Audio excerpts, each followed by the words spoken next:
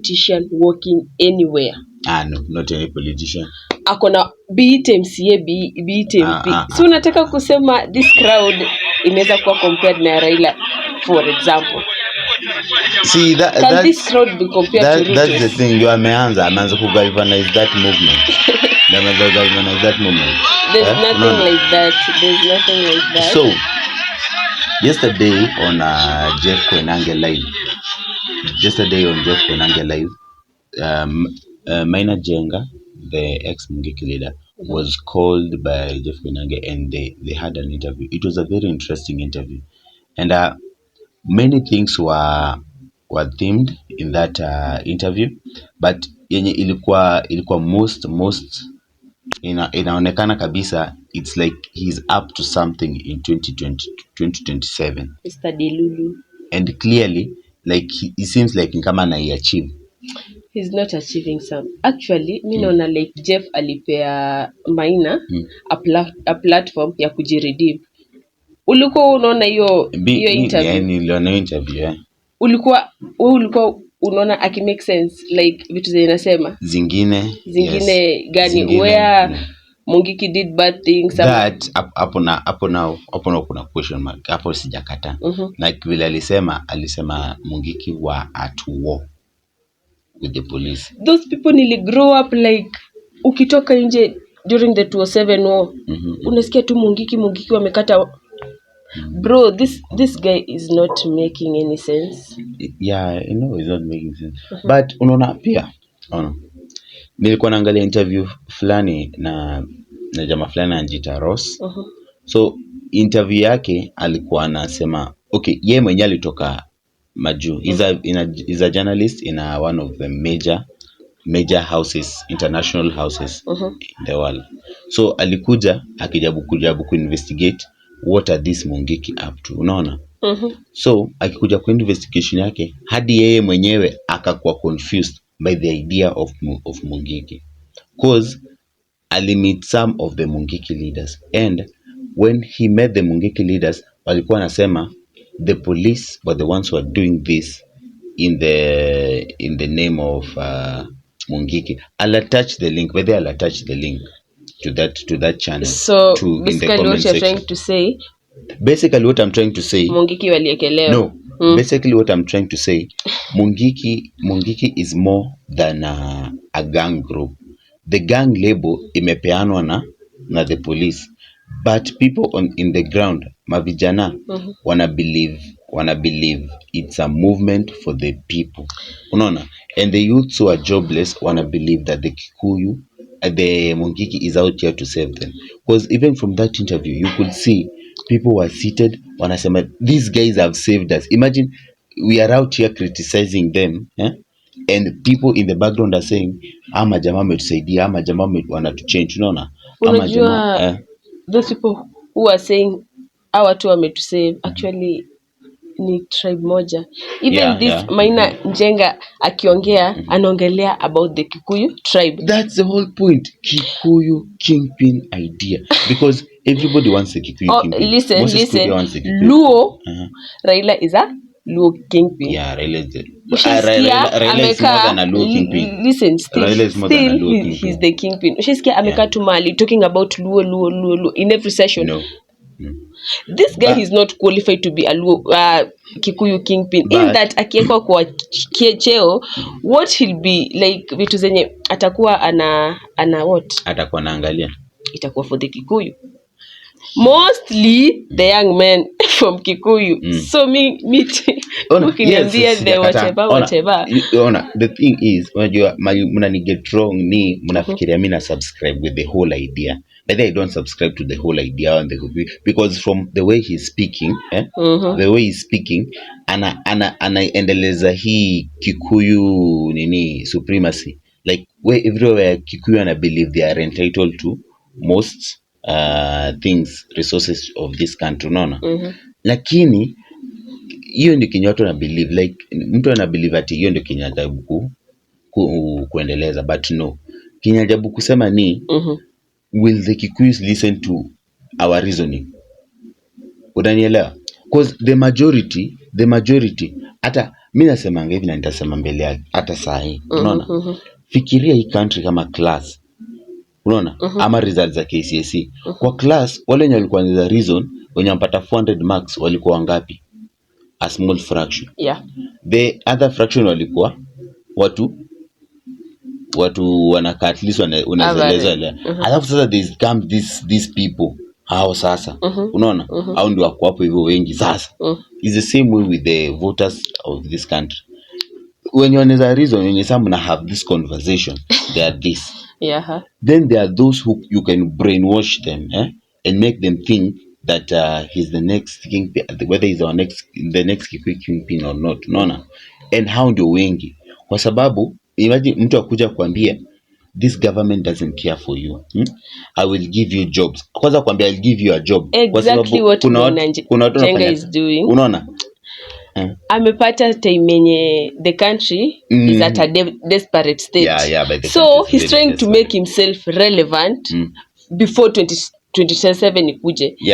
That's exactly what he's trying to do. And anajijustify with the Mongiki thing, according to me, like ana sugarcoat everything. Amepata state of the country sahi iko like wase tu wanataka like people want the change. They want to be saved. People really want the change. But if this is the change, but the question is, will people agree to this leadership? Kwa sababu mimi niko na a very this bad feeling that the Kikuyus will follow this man. I know it. They have a history. One thing about unaona kama nataka nikupe a brief history. Unaona ukienda uangaliange kwa comment section za vitu kama Twitter and everything, unaona like there's this comment Boni Halwale made about our current president. And Juma was so kind to us, his brothers, that he not only reported to us verbally, but he also put it down in writing on his wall, Kabates. And he said, Juma, that the person who is obsessed with killing me is Deputy President William Ruto. So, Mr. Boynet, your work is cut out. Pursue that. So, like, unaona from that video, from this video, unaona, like, Kenyans have an history ya kupick the wrong people. Unaona? Each and every time. Number 2, kulikuwa na hii the Ruto and Uhuru. Up to date 207 post-election violence people when you walikuwa hurt, the displacement and the killings. No one has ever been held accountable, and it happened. People were killed, people were displaced, people were hurt, and it happens, ndio? Yeah. But the two most people wenye walikuwa hapo hivyo walikuwa na glaring, walikuwa kwa hiyo court ilikuwa dropped, wako acquitted, all the mashahidi wote disappeared. Fatu Bensouda alisema like there's no way we can proceed with this case when these people are in power, because evidence natoka kwa country yao now ndio government before you na government inafaa ku present hizi case. How can you present yourself? That case died like that, unaona? Wacha hiyo. Nani tena like hata Mike Sonko is known for what, unaona? So like in short, kenasema ni like Kenyans have an history of picking that bad side, like it or not. Ndio maana nasema I do not subscribe, but I know Kenyans subscribe, especially the Kikuyus, because there's one thing, unaona, Kikuyus do not have a kingpin. The current person when you revolve around naye ni William Samoei Ruto, and they don't even like him, for the record. William or Rigathi, both of them seti wanawapenda, ni vile option yenye walipewa kwa ballot ilikuwa, it was either Martha or Rigathi. It was either Raila or Ruto. And unajua in the Kikuyu world ilikuwa either wachague Martha or Rigathi, achana na Ruto or Martha or Rigathi, and they decided Rigathi, unaona. And even regarding himself, ametry to pick like the Kikuyu kingpin. But there's one thing about leadership, you do not call yourself the big kingpin. Nah. You do not. The people have to choose you The for you to people become have to choose the you. kingpin. And the fact that we are having this conversation means that there is a sign, there is a possibility people are picking traction on this Maina Njenga being the Kikuyu kingpin. Because But the people way are not stupid by the way. Kwa nyumba, what people? nyuma, What people? wanaweza mhype, wanamhype. Wapi? But Niambie nani amekuwa hyped saa hii tusikie. Nani amekuwa hyped? have you seen that video? The first video you were watching? Niambie kama hiyo si hyping. Hiyo si hyping. Hiyo ni nini? Hiyo si hyping. At the end of the hours wenye wanamfuata wanajua after hapo watapata pesa za siasa. They're just hungry people. Manze wewe huwezi sema tio ni kingpin juu watu fulani wanamfuata. Wewe unajua Kenya as a country is suffering. Hiyo ni small fraction. Lakini wewe wacha till this guy meets the Kikuyu leaders, because Mount Kenya, I repeat, Mount Kenya does not have a kingpin. And the only one speaking their language, mwenye anaongea the Kikuyu, and I'm not trying to be tribal here, I'm speaking facts. The only one speaking the Kikuyu language, which is we fought for this country like other communities did not fight. Utasikia we fought for this country and as nini, even at this point tuko some 50 years past your colonization, and some people still thinks they're the only community who are entitled. The Mau community. Mau, we are the sons of the Mau. Descendants of Mau, we fought for this country. Actually, and the Mau also included it included Kambas, it included people from the coast, it included people from the Luo nation. The only thing that you can't say the Luo. Wajaluo walikuwa there's Ochimweniko. The thing is, the concentration was in Kikuyu, in central Nyeri, because that's where the most of them come to know.